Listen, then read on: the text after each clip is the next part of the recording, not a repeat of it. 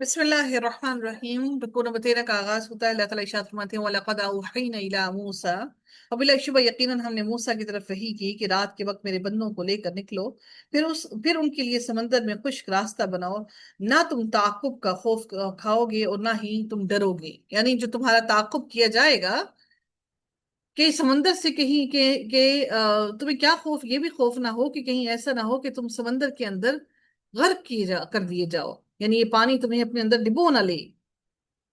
بات یہ ہے کہ جب کوئی قوم اللہ تعالیٰ پر توکل کر کے کمر باندھ لیتی ہے اور ہمت بستہ ہو جاتی ہے، تو باوجود اس کے کہ وہ بے سر و سامانی کی حالت میں ہو، ان کے پاس کوئی مال اور دولت اور کچھ بھی نہ ہو، جب اللہ تعالیٰ پر توکل ہو جاتا ہے تو پھر انسان اس راہ پر نکل پڑتا ہے۔ تو اللہ تعالیٰ نے یہ جو معجزہ عطا کیا کہ دریا کا پانی رک جانا اور اس سے راستہ بن جانا، عام حالات میں ایسا نہیں ہوتا، مگر اللہ تعالیٰ نے جس نے یہ دریا اور سمندر پیدا کیے ہیں، وہ اگر چاہے تو تمام سمندروں کو خشکی سے بدل دے اور لوہے کو پانی کر دے۔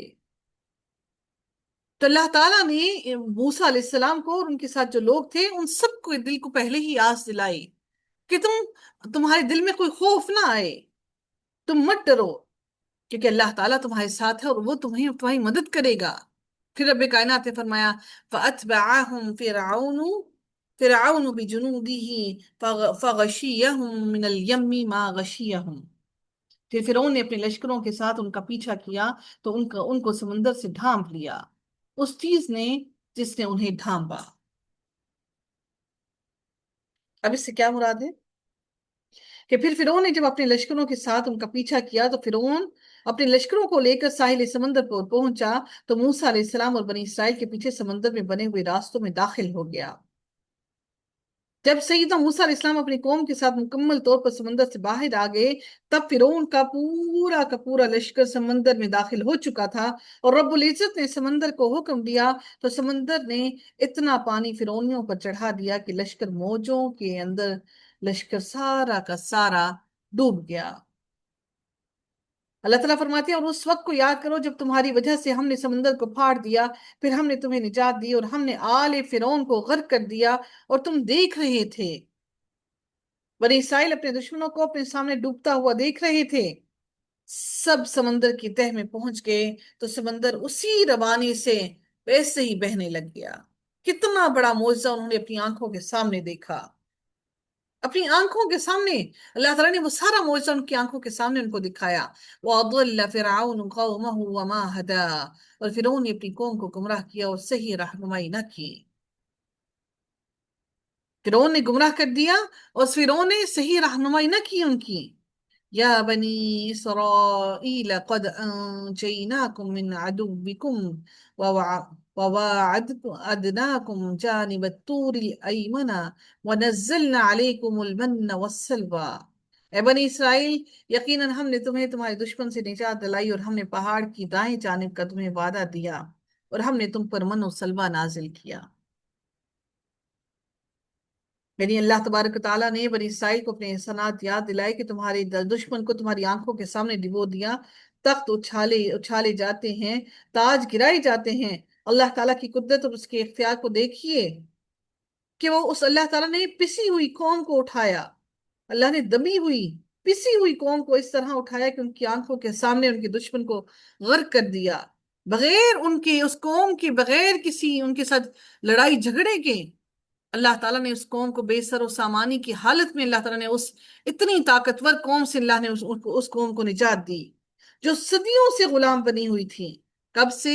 حضرت یوسف علیہ السلام کے وقت میں، جب وہ حضرت یوسف علیہ السلام کے وقت میں جب کہ یہ لوگ وہاں پر مصر میں آ کر آباد ہوئے، اس وقت سے یہ لوگ وہاں پر اسی بے سر و سامانی کی حالت میں تھے۔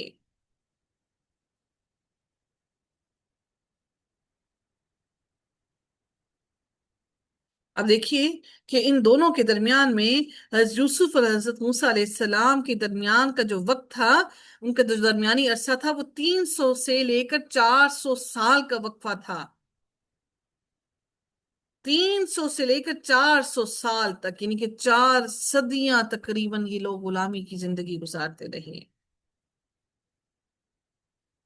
حضرت یوسف علیہ السلام کی وفات جو تھی وہ 110 برس کی عمر میں ہوئی تھی. اس کے بعد جو ہے حضرت موسیٰ علیہ السلام کو اتنے سالوں کے بعد ان کو نبی بنا کر بھیجا گیا. کہ طویل عرصہ بنی اسرائیل نے غلامی میں گزارا. ربی کائنات پھر مزید اگلی آیت میں مزید ارشاد فرماتے ہیں: يا بني إسرائيل قد أنجيناكم من عدوكم وواعدناكم جانب الطور الأيمن ونزلنا عليكم المن والسلوى. اے بنی اسرائیل، یقیناً ہم نے تمہیں تمہارے دشمن سے نجات دلائی اور ہم نے پہاڑ کی دائیں جانب کا تمہیں وعدہ دیا اور ہم نے تم پر من و سلوہ نازل کیا.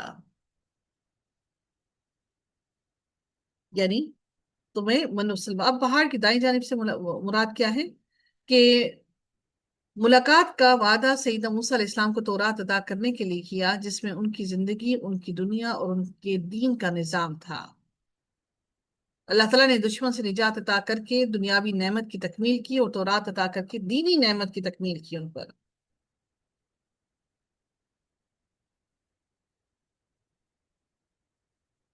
در حقیقت من اور سلوہ در حقیقت یہ کیا تھے؟ کیا اس دور میں اللہ تعالیٰ نے ان کو من اور سلوہ عطا کیے.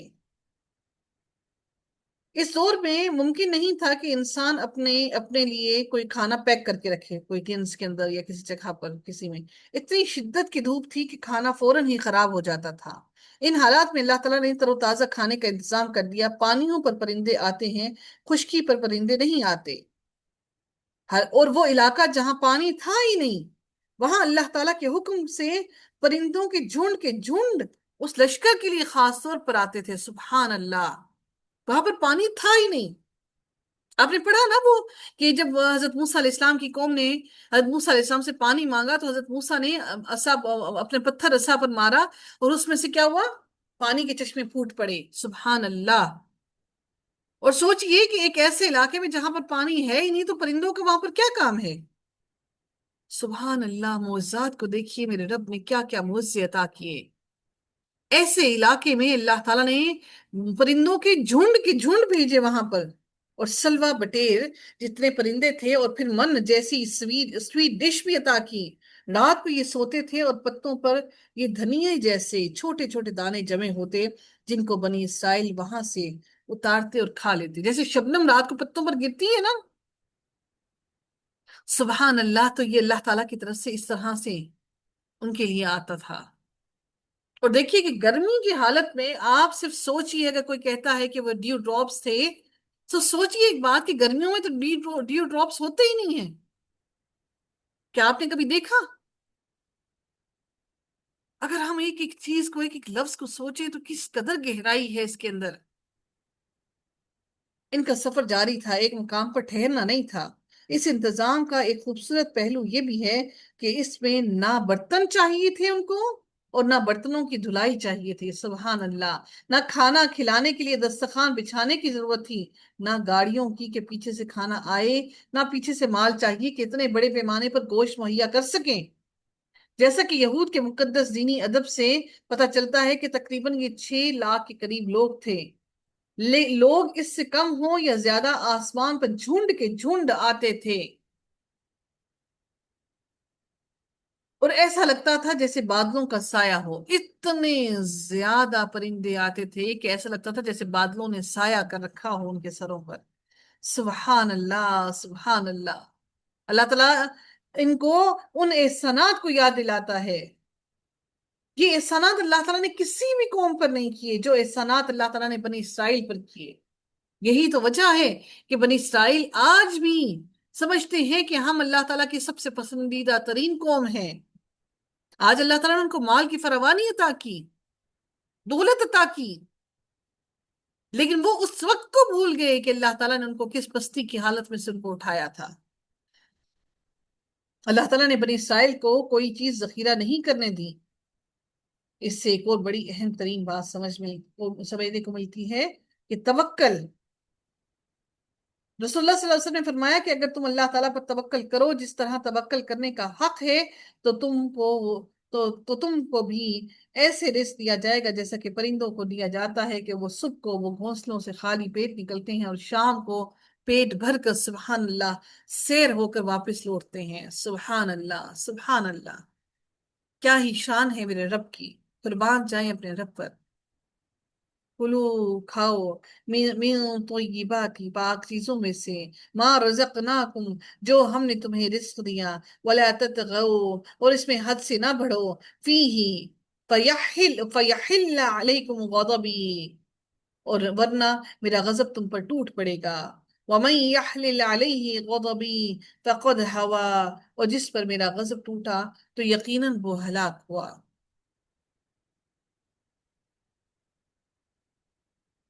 اللہ تعالیٰ نے یہ واضح کیا کہ دیکھو فرعون سرکش تھا، اللہ تعالیٰ نے اسے کیسے گرا دیا، وہ اپنے آپ کو بڑا سمجھتا تھا، اللہ تعالیٰ نے اس کو سمندر میں ڈبو کر بعد میں آنے والے والوں کو تکبر اور سرکشی کا انجام دکھایا تاکہ وہ عبرت حاصل کریں۔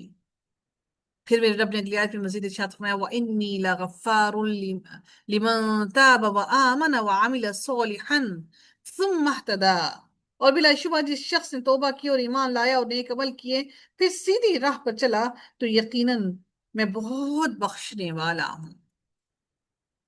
وَمَا أَعْجَلَكَ عَنْ قَوْمِكَ يَا مُوسَىٰ، اور کیا چیز تمہیں اپنی قوم سے جلدی لے آئی ہے موسیٰ، کیا چیز تمہیں اپنی قوم سے جلدی لے آئی؟ ابھی کیا ہوا، سیدنا موسیٰ علیہ السلام طور پر ان کو طور پر تورات عطا کی جانی تھی جس کے لیے پوری قوم کو ساتھ لے کر جانا تھا، لیکن وہ جلدی جلدی کر کے مقررہ دن سے پہلے پہنچ گئے۔ اللہ تعالیٰ سے ملاقات کی شوق میں قوم کو پیچھے چھوڑ گئے تو رب العزت نے سوال کیا اور کیا چیز تمہیں اپنی قوم سے جلدی لے آئی موسیٰ؟ سیدنا موسیٰ علیہ السلام نے اللہ تعالیٰ سے ہم کلامی کی مٹھاس پائی تھی، اس لیے وہ جلدی کر کے مقررہ دن سے پہلے رب سے ملاقات کی اشتیاق میں پہنچ گئے اور قوم کو پیچھے چھوڑ دیا۔ قال، موسیٰ نے کہا، ہم اولائی علی اثری وعجلت الیک ربی لترضا، وہ لوگ میرے نشان قدم پر ہی ہیں اور اے میرے رب میں جلدی آپ کی طرف آ گیا تاکہ آپ راضی ہو جائیں۔ موسیٰ علیہ السلام نے عرض کیا کہ اے میرے رب میں ان سے جلدی اس لیے آ گیا ہوں کہ میں تیری خوشی، تیری رضا اور تیری ملاقات کا شوق رکھتا ہوں اور یہ چاہتا ہوں کہ مجھے تیرا قرب ملے اور تو مجھ سے راضی ہو جا، اس لیے میں جلدی آ گیا۔ کیا ہمیں دین کا اور اللہ کو راضی کرنے کا شوق ہے؟ کیا ہم اس کے لیے جلدی کرتے ہیں؟ قال فإنا قد فتنا قومك من بعدك وأضلهم السامري، اب کیا ہوا کہ اللہ تعالیٰ نے فرمایا پھر بلا شبہ ہم نے یقیناً تمہارے بعد تمہاری قوم کو آزمائش میں ڈال دیا۔ موسیٰ علیہ السلام کے پیچھے بنی اسرائیل کو سامری نامی شخص نے بچڑا پوجنے پر لگا دیا، یوں وہ شرک میں مبتلا ہو گئے۔ اس فتنے کو اللہ تعالیٰ نے اپنی طرف منسوب کیا اور اس کے بارے میں اللہ تعالیٰ نے سیدنا موسیٰ علیہ السلام کو خبر دے دی تھی کہ میں نے تمہاری قوم کو فتنے میں مبتلا کر دیا۔ قد فتنا، سوچئے ایک بات کو کہ اگر ہم کسی فتنے میں مبتلا ہو جاتے ہیں تو یہ اللہ تعالیٰ ہمیں اس فتنے میں مبتلا کر دیتا ہے، تو یقیناً کوئی ایسی گمراہی تھی جس کے لیے اللہ تعالیٰ نے ہمیں فتنے میں مبتلا کر دیا، اور سامری نے ان کو گمراہ کر دیا، یعنی ہدایت کے راستے سے ہٹا دیا ہے اور غیر اللہ کی عبادت پر لگا دیا ہے۔ جو فتنہ سامری نے کھڑا کیا اسے اللہ تعالیٰ نے اپنی طرف کیسے منسوب کر لیا؟ وہ اس طرح کہ اس دنیا میں جو کچھ ہوتا ہے اللہ تعالیٰ کے فیصلوں سے ہوتا ہے، آزمائش جب بھی آتی ہے اللہ تعالیٰ کے فیصلے سے آتی ہے۔ آزمائش اور امتحان کسی کے لیے خوشگوار نہیں ہوتا، لیکن اللہ تعالیٰ چاہتے ہیں کہ اس کے ذریعے سے ایمان والوں کو آزما لیا جائے کہ کون کہاں کھڑا ہے۔ اللہ تعالیٰ نے بنی اسرائیل کو سامری کے توسط سے آزما لیا۔ فرجع موسى إلى قومه غضبان آسفا، تو موسیٰ غضبناک افسوس کرتا ہوا اپنی قوم کی طرف لوٹا۔ اس نے کہا اے میری قوم، کیا تمہارے رب نے تم سے اچھا وعدہ نہیں کیا تھا؟ تو کیا تم پر لمبا زمانہ گزر گیا تھا؟ یا تم چاہتے ہو کہ تم پر تمہارے رب کی طرف سے غضب ٹوٹ پڑے؟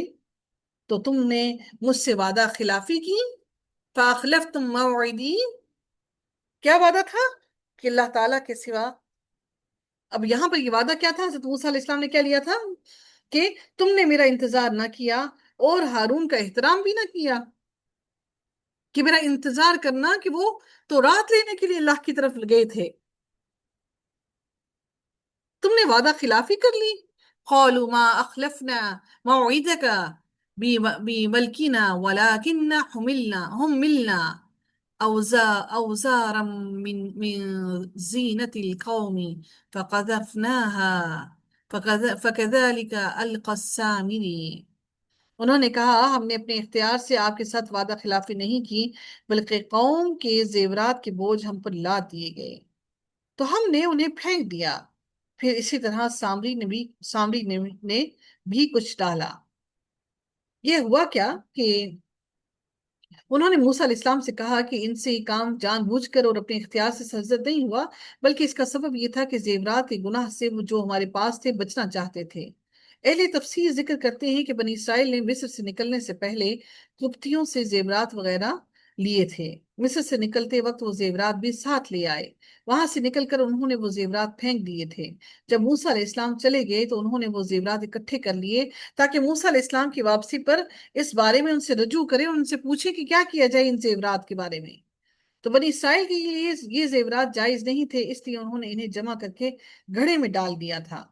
عموماً مفسرین نے لکھا ہے کہ یہ زیور بنی اسرائیل کی عورتوں نے کسی تقریب کے موقع پر قبطیوں کی عورتوں سے انہوں نے انعام کے طور پر لیے تھے، اور بعد میں یعنی کہ انہوں نے ایک کچھ ٹائم کے لیے لیے تھے، اور پھر ان کو وہ زیور واپس کرنے تھے، لیکن انہوں نے وہ زیور واپس نہیں کیے۔ بعض کہتے ہیں کہ جب فرعون اور اس کے لشکر والے سمندر میں غرق ہو گئے اور ان کی لاشیں کناروں پر تیرتی ہوئی آئیں تو بنی اسرائیل نے ان کے زیور اتار لیے، کیونکہ مرد حضرات بھی زیور پہنتے تھے نا، تو بنی اسرائیل نے کیا کیا کہ ان کے زیور اتار دیے۔ بہرحال یہ زیور ان کے اپنے نہیں تھے، یہ تھے انہی کے، فرعون اور اس کے لشکروں کے، یا ان کے علاقوں، ان کے لوگوں کے، قبطی جو تھے ان کے۔ پھر اسی طرح سامری نے بھی کچھ ڈالا، یعنی سامری اس قوم سے تعلق رکھتا تھا جو کہ گائے کی پوجا کرتی تھی۔ اب سامری اس قوم سے جو تعلق رکھتا تھا جو گائے کی پوجا کرتی تھی، تو کہیں نہ کہیں اس کے دل میں وہ گائے کی پوجا اور محبت موجود تھی۔ پھر وہ بنی اسرائیل میں داخل ہو گیا، اس نے اپنے اسلام کو ان پر ظاہر کیا، لیکن گائے کی محبت ابھی بھی اس کے دل میں قائم تھی۔ پھر اللہ تعالیٰ نے بنی اسرائیل کو اس کے ذریعے سے آزمائش میں مبتلا کر دیا، اور ان کی آنکھوں کے سامنے یہ سب کچھ ان کو دکھا دیا۔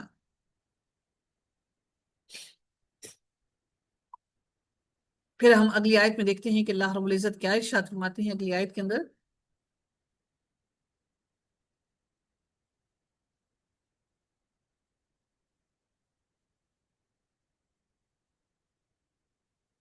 قبطی جو تھے در حقیقت، جو مصر کے رہنے والے لوگ تھے، جو وہاں کے باشندے تھے نا، وہ قبطی لوگ تھے۔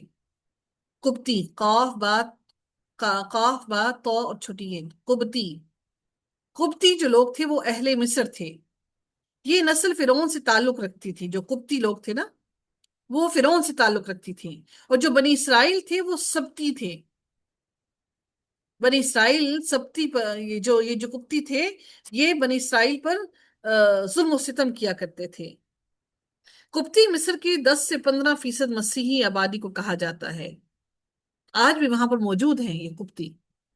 اب سوچئے کہ ان کی تعداد اتنی کم تھی، کہاں کہاں 10 سے 15% لوگ، اور کہاں کہاں پر اتنی زیادہ بنی اسرائیل۔ اب اتنی بڑی بنی اسرائیل کی قوم کو انہوں نے قابو کر کے رکھا ہوا تھا، کیوں؟ کیونکہ ان کے حوصلے پست تھے، ان کے حوصلے کم تھے، صرف اس وجہ سے۔ جب کسی قوم کے حوصلے پست ہو جاتے ہیں تو اس قوم پر قابو پانا بہت آسان ہو جاتا ہے۔ یہی وجہ ہے کہ آج مسلمان ہر طرف پستی میں ہیں، کیونکہ حوصلے پست ہو گئے ہیں۔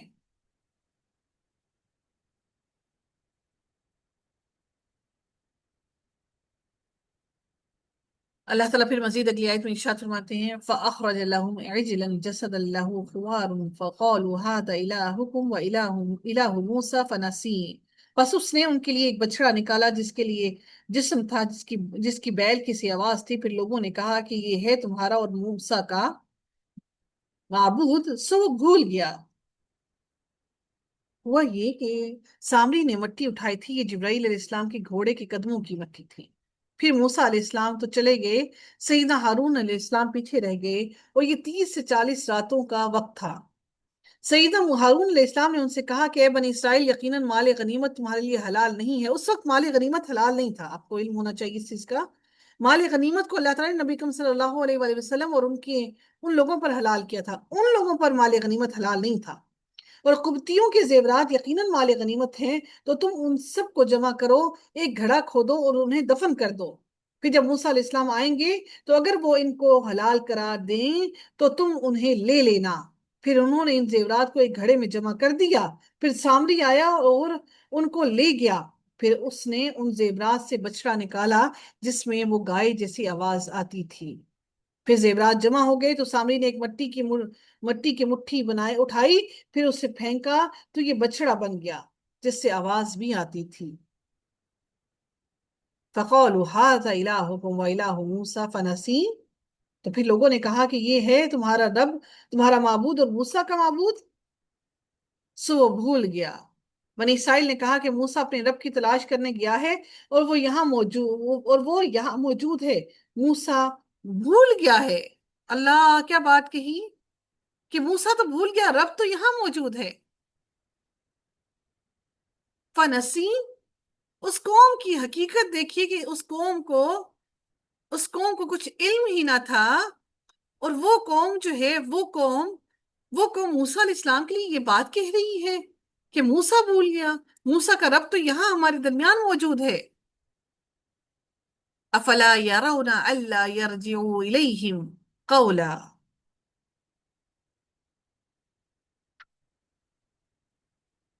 तो क्या वो देखते नहीं थे कि ना वो उस उनकी बात का जवाब देता है, और ना उनके किसी नुकसान का इख्तियार रखता है, और ना ही किसी नफा का। कैसा रब उन्होंने बना लिया। ऐसे ही पहले फिरौन को बनाया था, फिरौन को तो चलो इस सूरत में बनाया था कि वो उनको मारता था, या उनको उनको कोई इनाम मुकराम दे देता था। एक ऐसा रब बना लिया, यानी फिरौन को छोड़कर एक इस किस्म का एक नया रब बना लिया, जो ना किसी नफा और नुकसान का मालिक था उनके लिए। इस तरह देखिए इस तरह देखिए कि अल्लाह ताला ने इस कौम के दिल को किस तरह फेरा था। लम्हे के अंदर हदायत पर अल्लाह ताला इनको लेकर आया था, और फिर मेरा रब इनको लम्हे के अंदर अल्लाह इनको वापस गुमराही में ले गया।